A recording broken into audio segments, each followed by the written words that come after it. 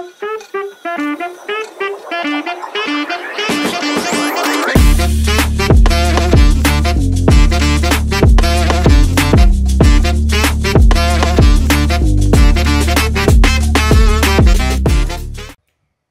Yesu asifiwe.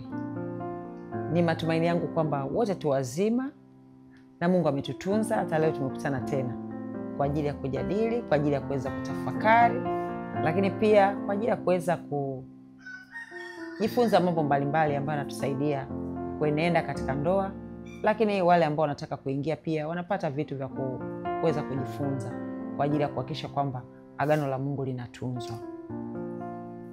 Basi Mungu ametupa neema tena leo. Leo ninatamani tujadili kidogo kwa habari ya mwanamke wa Mithali 31. Mwanamke wa Mithali 31. Mara nyingi wengi tumekuwa tukijiita hivyo, mimi ni mke wa Mithali 31. Lakini je, tumetembea kwenye vile vipengele, tumeviona? Tumeona Mungu anataka nini? Ana sifa gani? Kwa sababu ukisoma ile Mithali 31 mstari wa 10 pale ndo anaanzia. Anasema, je, mke mwema ni nani awezaye kumjua? Kima chake chapita marijani.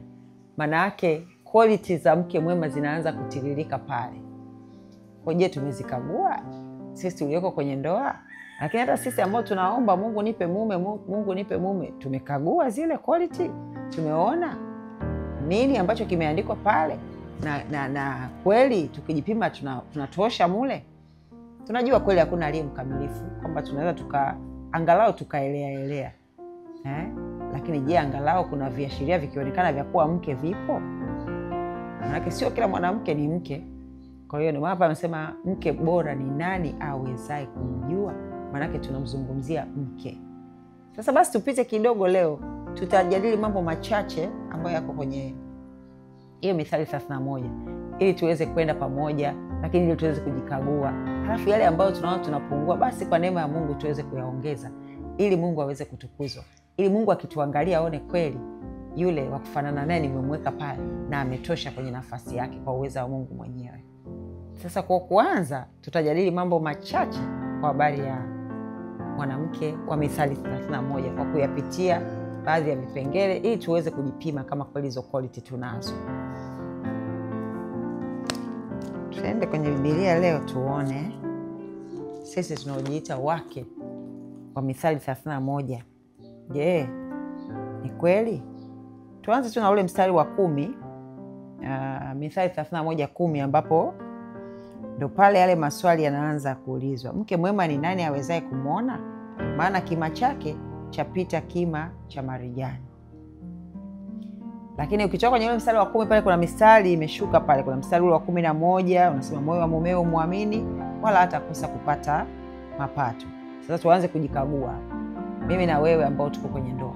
Lakini na wewe ambaye unapiga goti sasa hivi unasugua kweli kweli, je, unaaminika? Maana ili uweze kuaminiwa lazima uoneshe kuaminika. Unaaminika? Lakini sisi ambao tuko ndani, je, moyo wa mumeo unakuamini? Au ndo mume wako hata hela akiweka na ficha, maana anajua huyu akizikuta hapa sikuti. Hata kiacha hapo bank slip imeanguka na ichukua na kuichana kabisa usione amebakisha shilingi ngapi. Je, moyo wa mume wako unamwamini?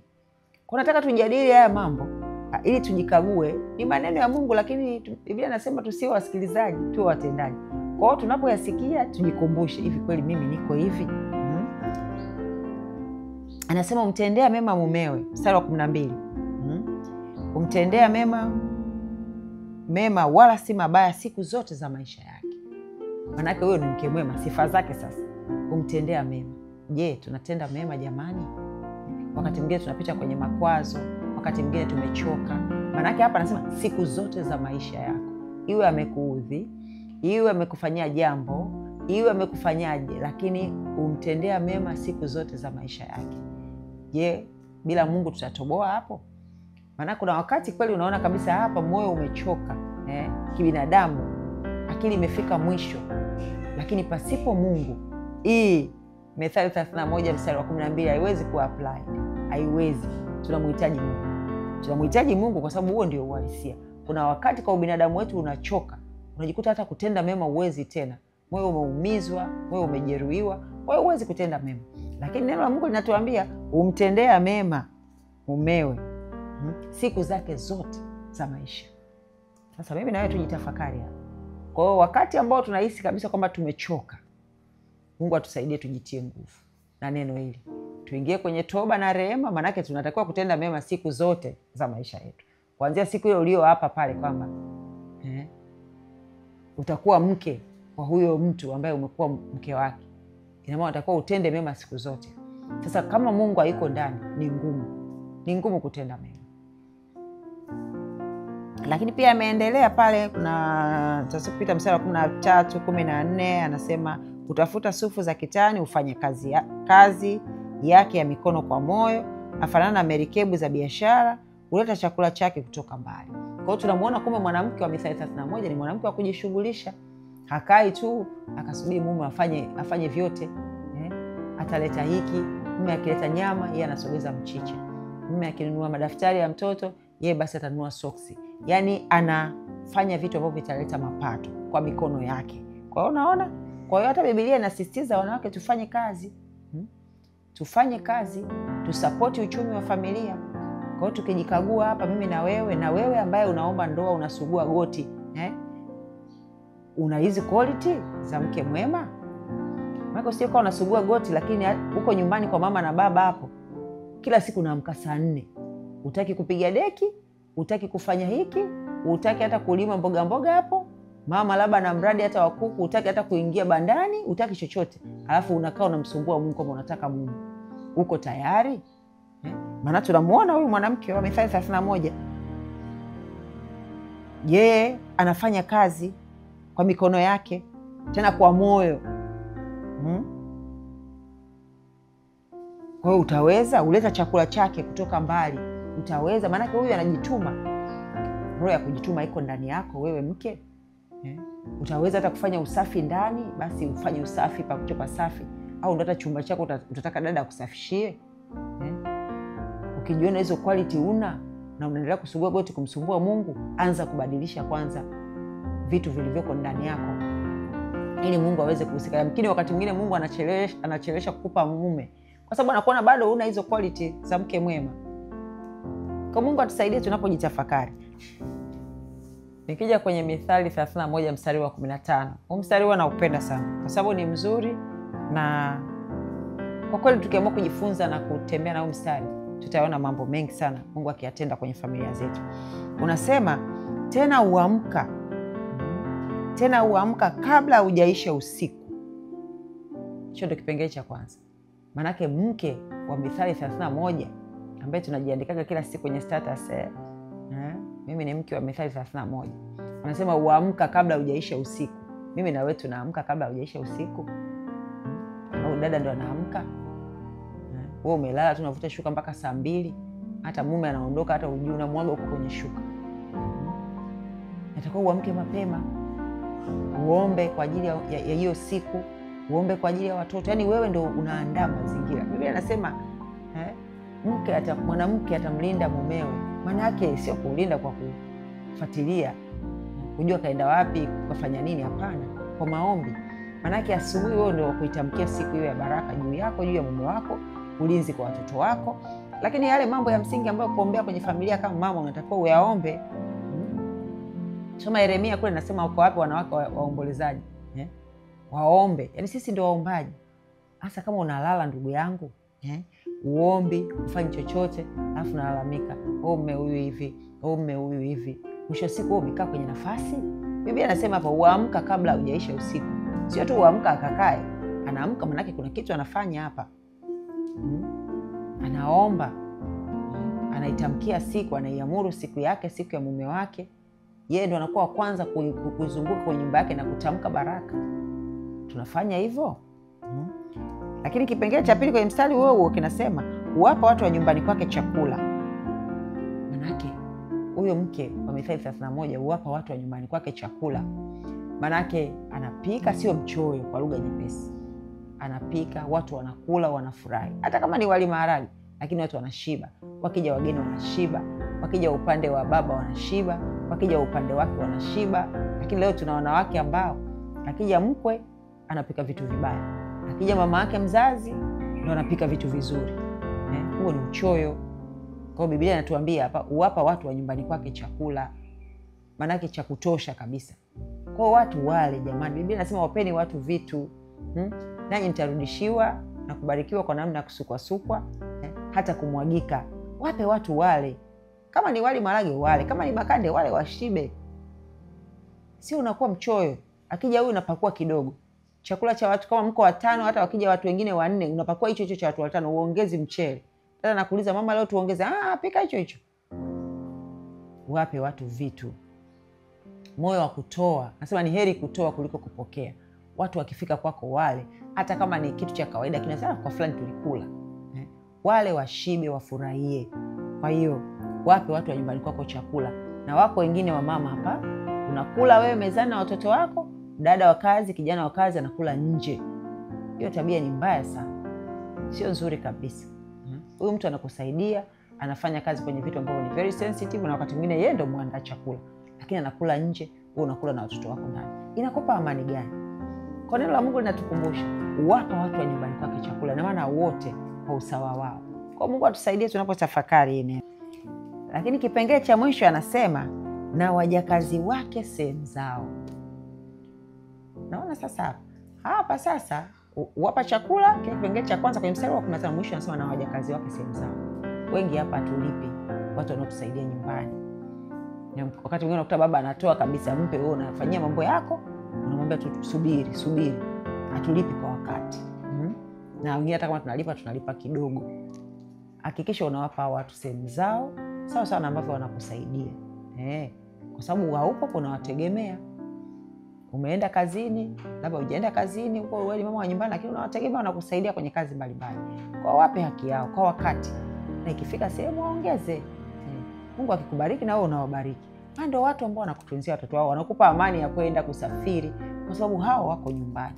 Na wanafanya majukumu mengi sana, kwa hiyo tuthamini. Biblia inatutaka tuwape watu wa nyumbani kwetu na wajakazi sehemu zao. Kwa sio mimi ni Biblia. Na wakumbusha wa mama. Kwa unaweza kuona hapo kuanzia mstari wa 10 ambao ni swali limeuliza mpaka wa 15. Na tunaweza tukajipima pia hapo. Jamani, kweli tunaenenda sawa sawa?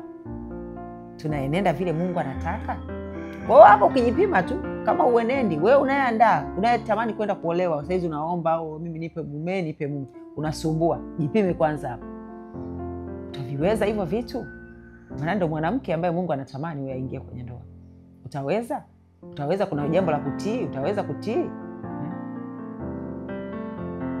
Na ukitii na nguvu ya kimungu ndani yako, haya mengine yote yatakuwa rahisi. Na yale ndio haya wasa mengine, moyo wa mumeo muamini, moyo wa mume wako utakuamini. Kwa hiyo unaweza kuangalia hapo mstari wa 11 tu 10, 11 mpaka 15. Kuna quality nyingi sana ambazo sisi leo inawezekana kwa mazoea yetu ambao sisi tuko kwenye ndoa, au kwa sababu tunaona tu kama ni kawaida hatuyafanya. Lakini angalia hapo neno la Mungu linatukumbusha tuyafanya ili Mungu aweze kutukuzwa. Lakini ukiendelea tena ule mstari wa 16, najaribu kuangalia kwa sababu 16 umekaa sana kwenye mambo ya uchumi. Uangalia shamba akalinunua kwa mapato ya mikono yake. Kwa tunarudi kule kwenye kwamba huyu mama anafanya kazi, anachakarika, anahakisha anapata mapato. Hata kama ni kwa udongo, usikae tu nyumbani ukasema mimi nakaa na sijui baba fulani ataleta. Lazima na wewe ufanye kitu kwa ajili ya familia, kwa ajili ya uchumi wa familia. Lakini pia anasema ujifunga nguvu viunoni kama mishipi, utia mikono yake nguvu. Maana ufanya kitu. Maana ufanya kitu. Anasema uona kama bidhaa yake ina faida, taa yake haizimiki usiku. Naona? Kwa hiyo mama ni nuru. Yeye ni nuru wakati wote. Hata wakati familia inapita kwenye giza, yamkini labda baba amepata changamoto au uchumi wa nyumba umeyumba, lakini kwa sababu yeye anafanya kazi kwa mikono yake na utia mikono yake nguvu, kwa taa yake haizimiki. Maana kuna kitu ata support kwenye uchumi wa familia. Maana kuna namna ambavyo baba huyu hata wakati wa mkwamo wake familia haitatetereka kwa sababu tayari kuna nguvu yake. Anasema huwakunjulia maskini mikono yake, naam huwaonyesha wahitaji mikono yake. Unaona sasa? Kwa mwanamke wa mithali huyu sio tu kutunza familia yake, sio tu kuangalia watu wa nyumbani kwake, sio tu kuwalipa wajakazi, lakini unatakiwa ukunjue mikono yako kwa wahitaji. Wake wema wangapi leo tunalifanya hili? tunawahitaji huko nje kwenye kile unachokipata. Unasema jamani, hiki ngoja nikumbuke. Yamkini unaweza kuwa na jirani ajiwezi kabisa, lakini una vitu pale, unatupa, unamwaga chakula, unafanya hivi, unafanya hivi, mikono yako inakunjuka kwa wahitaji. Unaweza ukatoa hata kitu ukasema jamani, mtoto wa dada yangu yuko sehemu fulani hajaenda shule, hebu chukua hii 50,000. Una uwezo huo? Ndio hiyo kuwakunjulia mikono wahitaji. Tunafanya hilo kwake wema? Tujiulize hapa, anza tu kujiasesi jamani, kila mwezi nimemsaidia huyu, mwezi hivi nimemsaidia huyu, mwaka umeisha hivi, mimi nimeweka alama kwenye maisha ya nani? Kwa hiyo ni mambo ya kujiuliza pia. Ni mambo ambayo Biblia inatutaka kufanya. Anasema hawaiofii theluji watu wa nyumbani kwake, maana wote wa nyumbani mwake huvikwa nguo nyekundu. Manake anatazama familia huyu. Anasema ujifanyia mazulia ya urembo, mavazi yake ni kitani safi na urujuani. Kwa hiyo unaona ujifanyia urembo. Ukiacha tu urembo binafsi, lakini leo kuna wanawake hata kupanda tu ua kwenye nyumba yako uwezi. Maua tu kumwagilia nyumba ikaonekana vizuri uwezi. Umekaa tu, hata kupanda basi maua acha basi, hata mboga na una sehemu kubwa, lakini umekaa tu. Hata kusonga niweke hapa matembele, hapa niweke nini, nifuge hata vikuku viwili vitatu, niokote mayai, uwezi kufanya. Kwa hiyo tujitafakari jamani. Haya maneno ni Biblia inasema, sio mimi. Kwa hiyo tuyatafakari, tuone ni namna gani tunaweza tukakaa vizuri kama wake. Hata waume wakikaa sehemu waone kweli nina mke nyumbani. Hata leo hana kitu, lakini watoto wanaweza wakala kama kuna sikukuu. Chukua kuku hapo, jogoo chinja, mchele upo, mnakaanga, mnakula. Tayari umeificha aibu ya baba. Lakini Biblia inaendelea kusema hapa, anasema mume wake hujulikana malangoni, aketipo pamoja na wazee wa nchi. Kwa wewe, kwa bidii yako, kwa mambo unayoyafanya kwenye jamii yako, unamtambulisha mume wako. Mke wa nani? Mke wa fulani huyu. Kwa hiyo tayari mume anajulikana kupitia wewe, kupitia matendo yako, kupitia namna ambavyo unashirikiana na watu wa jamii yako. Kwa hiyo tayari mume anatambulishwa kwa mazuri. Lakini sio mume anatambulishwa kwa mabaya. Ufanye mambo mabaya, mke wa fulani bwana, huyu bwana ni shida tu hapa mtaani. Je, wewe mume wako anatambulishwa kwa mambo gani? Tujiulize mimi na wewe hapa. Lakini pia anasema ufanye nguo za kitani na kuziuza, uwapa wafanya biashara mishipi. Kwa hiyo ni hayo mambo ya kuhakikisha kwamba anakuza uchumi. Nguvu na hadhi ndio mavazi yake, anaucheka wakati ujao. Kwa nini anaucheka wakati ujao? Kwa sababu tayari amejiandaa. Wakati ujao ukija, hata huyu baba amepata changamoto, hana fedha, uchumi umeyumba, ana kitu cha kufanya. Ataokota mayai yake pale, atapeleka sokoni, atauza. Atachuma mchicha wake, atauza. Kwa vitu havihitaji mtaji mkubwa, vinahitaji nguvu tu na maamuzi na sehemu. Lakini sasa utakuta mwingine sehemu mtu anayo, lakini amekaa tu anasubiri kila kitu. Kwa hiyo tufanye kazi, tufanye shughuli ndogo ndogo ambazo tunaweza kuzifanya. Lakini kwa sisi ambao tuko makazini, basi unaweza ukafanya kazi yako vizuri, lakini hata kile ambacho Mungu anakupa huko kazini kiextend kwenye vitu vingine.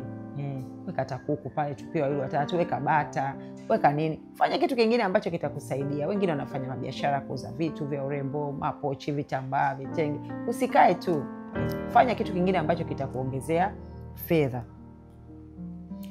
Lakini tukisema pale tena, anasema ufumbua kinywa chake kwa hekima, na sheria ya wema katika ulimi wake. Hapa sasa ndio pazuri pengine hapa. Ufungua kinywa chake kwa hekima. Hapa ndio kinasumbua wanawake wengi. Hatujui nini tuongee, wakati gani tuongee. Hekima ya kinywa ni kitu kizuri sana. Ni kitu kizuri. Tunatakiwa kuchagua nini cha kuongea na wakati gani na nani. Leo tumekuwa watu wa kuongea tu mambo hata ya ndani, unaongea na mashoga zako, unaongea na vitu vingi, unamdhalilisha na mume wako. Ukisoma katika ile Waefeso 5:33 kule mwisho anasema kwamba kipengele cha mwisho kabisa, mke na amhifadhi mumeo. Lakini leo hatuna hekima ya kuongea. Uchagui nini cha kuhifadhi. Unasema tu kwa rafiki zako, unasema kwa ndugu, unasema kwa mama mkwe, unasema kwa mama mzazi, yani vyovyote chemadi umepewa nafasi. Kwa hiyo hekima inahitajika hapa. Wakati mwingine mume ameingia kwenye migogoro na wewe ndio unakuwa mshtaki wa kwanza na shahidi namba 1. Wakati wewe utakuwa uwe mlinzi. Wakati wewe utakuwa uwe msaidizi. Maana kama amekosea, ina maana na wewe una sehemu ya lawama pale. Kuna vitu havikukaa sawa kwako. Ukisoma Samueli wa kwanza ile sura 25 unaona habari ya Abigail pale. Abigail ana play very smart. Yule mwanamke anasema alikuwa ni mzuri tena ana akili. Na kwa sababu hiyo unaona aliweza kumlinda mume wake. Akaweza kutembea katika hekima, akayafanya mambo mazuri sana na akaepusha janga kubwa ambalo Daudi alikuwa anataka kulifanya juu ya familia yao. Kwa hiyo unaona hekima inahitajika hapa. Hekima inahitajika ili kuhakikisha kwamba tunaenenda vizuri. Tunaongeaje na mama wako? Tunaongeaje na mawifi? Tunaongeaje na mashemeji? Tunaongeaje na upande wa pili? Tunaongeaje na majirani? Wengi hekima imetufarakanisha na majirani. Wengi tumejikuta hekima iko chini, tunafarakana na mama mkwe, unataka kushindana na mama mkwe, unataka kushindana na mawifi, unataka kushindana na majirani. Yaani inakuwa ni vurugu. Huko ndani unataka kushindana na mume wako. Hekima, ujui nini cha kuongea, wapi uongee na uongee namna gani. Na hapa kwenye hekima tena, wengi tumebeba visasi vyetu na waume zetu na vipeleka kwa wazazi wetu. Kwa hiyo unakuta una create uhasama mkubwa kati ya familia yako na familia na mume wako. Kwa hiyo itafika mahali hutaweza tena kwenda kujisafisha. Unajua unapokwenda kusema habari mbaya kwa familia yako kuhusu mume wako, lazima wakuamini wewe. Na sasa what if umeomba akabadilika? Utarudi tena kuambia akabadilika? Hawezi kukuamini. Kwa hiyo siku zote utamwangalia kwa jicho baya. Kwa hiyo Biblia hapa inatukumbusha sisi wake wa Mithali 31 tuwe na hekima. Tuwe na hekima ya kinywa ili tuweze kuenenda vile Mungu ambavyo anataka. Anasema uangalia sana njia za watu wa nyumbani mwake, wala hali chakula cha uvivu. Yale kwamba anatazama familia yake na hali chakula cha uvivu, manake anajibidiisha huyo mtu. Anasema wanaye huondoka na kumuita heri, mumewe nayo msifu na kusema, binti za watu wengi wamefanya mema, lakini wewe umewazidi wote. Tamaliza na huu mstari hapa wa 29. Kwa hiyo unaona sasa anafanya mema, watoto wake umuita heri. Lakini kuna wamama hapa wako, yaani watoto wakikuona umeingia tunatamani wajifiche. Manake mahusiano yako na wao sio mazuri. Lakini kuna wengine hata ukiwepo una impact. Kwa sababu unakuwa na shughuli zako, unaikaeka, una mambo ya hivi, hujui hata nyumbani nini kinaendelea. Yaani wewe uko kwako lakini utasema uko guest. Hauna impact kwa watoto, hujui watoto wameshindaje, hujui habari za shule, watoto wamepitia nini shuleni, una huo muda. Watoto watakuangalia tu, lakini itafika wakati wataassess, watapima. Utaona huyu mama yuko karibu na sisi au ana mambo yake. Hata kuna wakati hujui hata changamoto zao.